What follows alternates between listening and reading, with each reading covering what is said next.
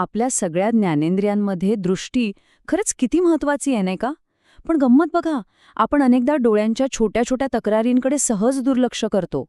कामाचा ताण असेल किंवा वय वाढतंय किंवा मोबाईल आणि लॅपटॉपचा स्क्रीन टाईम जास्त झालाय अशी कारणं न देऊन आपण त्या संकेतांना टाळून देतो. पण काय होईल जर हे छोटे संकेत एखाद्या मोठ्या धोक्याची सूचना देत असतील तर? हाच तो प्रश्न आहे जो प्रत्येकाने स्वतःला विचारला पाहिजे. कारण आपले डोळे आपल्या आरोग्याबद्दल खूप काही सांगत असतात. फक्त आपण त्यांचं ऐकायला हवं. चला, या विश्लेषणाची सुरुवात करूया एका अशा आकड्याने जो ऐकून खरंच धक्का बसेल. जागतिक आकडेवारी असं सांगतेय की 90% अधिक दृष्टीदोष हे टाळता येण्यासारखे किंवा उपचार करण्यायोग्य असतात. विचार करा, 90%! तरीही वेळेवर निदान आणि उपचार न मिळाल्याने लाखो लोक अंधत्वाचा सामना करत आहेत. याचा सरळ अर्थ असा आहे की फक्त थोडीशी जागरूकता आपल्याला यातून वाचवू शकते. पण मग आपण डोळ्यांच्या या इशाऱ्यांकडे दुर्लक्ष करतोच का? कारण आपल्याला वाटतं की थोडं अस्पष्ट दिसणं, डोळे लाल होणं हे तर सामान्य आहे, होतंच असं. पण हीच आपली सर्वात मोठी चूक आहे. हे छोटे वाटणारे संकेत भविष्यातील मोठ्या संकटाची चाहूल असू शकतात. आणि हे फक्त माझं मत नाही, तर तज्ज्ञसुद्धा हेच सांगतात. ऑर्बिस इंडियाचे संचालक डॉक्टर ऋषिराज बोरा यांचे हे वाक्य बघा. डोळ्यांचे हे मूक किंवा सायलेंट संकेत ओळखणं किती गरजेचं आहे हे यातून अगदी स्पष्ट होतं. चला तर मग आता बघूया डोळ्यांनी दिलेले ते 5 महत्वाचे सायलेंट संकेत कोणते आहेत जे आपल्या शरीराचे गंभीर इशारे असू शकतात. पहिला संकेत, दृष्टीमध्ये सतत होणारे बदल. म्हणजे कसं, कधी एकदम सगळं क्लिअर दिसतंय आणि दुसऱ्याच क्षणी अचानक सगळं धुसर. अनेकांना वाटतं की हे फक्त स्क्रीनवर जास्त वेळ काम केल्यामुळे होतं. पण थांबा, हे फक्त डोळ्यांच्या थकव्याचं लक्षण नाहीये. जर दृष्टी अशी वारंवार बदलत असेल तर ते मोतीबिंदूची सुरुवात असू शकते.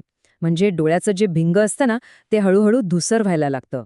इतकंच नाही, रक्तातील साखरेची पातळी बदलल्यास म्हणजेच मधुमेहामध्येही असं होऊ शकतं. आणि जर एका डोळ्याने अचानक अंधुक दिसू लागलं तर ती रेटिनाची म्हणजे डोळ्याच्या पडद्याची गंभीर समस्या असू शकते. आता दुसरा संकेत बघूया, आणि हा तर खूपच कॉमन आहे, सततची डोकेदुखी. आपल्याला काय वाटतं, अरे चष्मेचा नंबर बदलला असेल, जाऊ देत नंतर बघू, आणि आपण याकडे दुर्लक्ष करतो. पण ही सततची डोकेदुखी आणि डोळ्यांवरचा ताण हे ड्राय आय सिंड्रोम किंवा डोळ्यांच्या एखाद्या इन्फेक्शनचं लक्षण असू शकतं. आणि याकडे जर वेळीच लक्ष दिलं नाही ना, तर डोळ्याच्या पृष्ठभागाला कायमची इजा पोचू शकते. तिसरा संकेत आहे डोळ्यांचा लालसरपणा.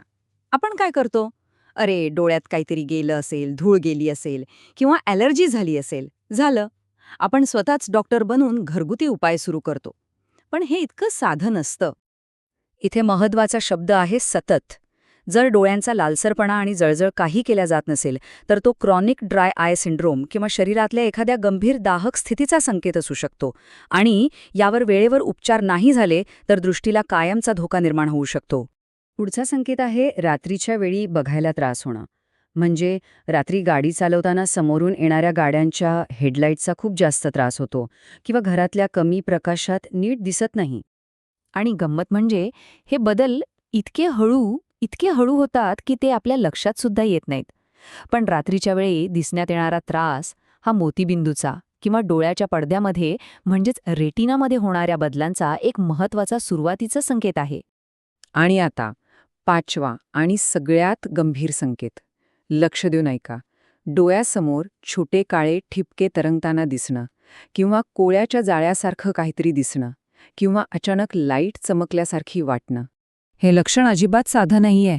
जर असं तरंगणाऱ्या कणांचं प्रमाण एकदम वाढलं किंवा विजेच्या लोळासारखं काही चमकून गेलं तर हे रेटिनल डिटॅचमेंट असू शकतं. म्हणजे डोळ्याचा पडदा जागेवरून सरकतो. आणि हो, ही एक मेडिकल इमर्जन्सी आहे. इथे दुसरा कुठलाही विचार करायचा नाही. असं काहीही जाणवल्यास ताबडतोब डॉक्टरांकडे जायचं. कारण यातला प्रत्येक क्षण महत्वाचा आहे. उशीर झाला तर दृष्टी कायमची जाऊ शकते, हे लक्षात ठेवा. तर या सगळ्या संकेतांवरून एक गोष्ट तर नक्कीच स्पष्ट झाली असेल की डोळ्यांची तपासणी म्हणजे फक्त चष्म्याचा नंबर काढणं नाहीये.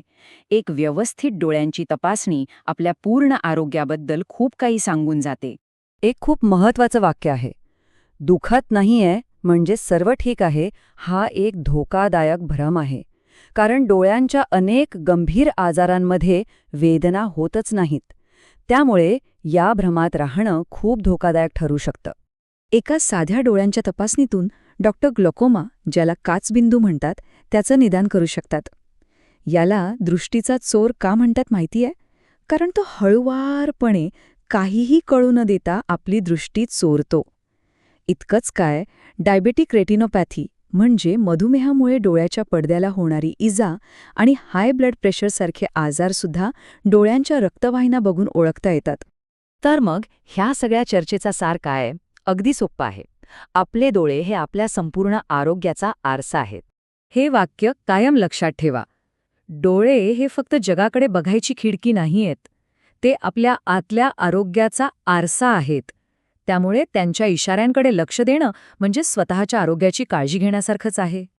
आणि म्हणूनच जाता जाता एक प्रश्न, जरा प्रामाणिकपणे विचार करा. शेवटची डोळ्यांची सखोल तपासणी कधी केली होती? या प्रश्नाचं उत्तर शोधणं हे आपल्या आरोग्यासाठी उचललेलं एक खूप महत्त्वाचं पाऊल ठरू शकतं.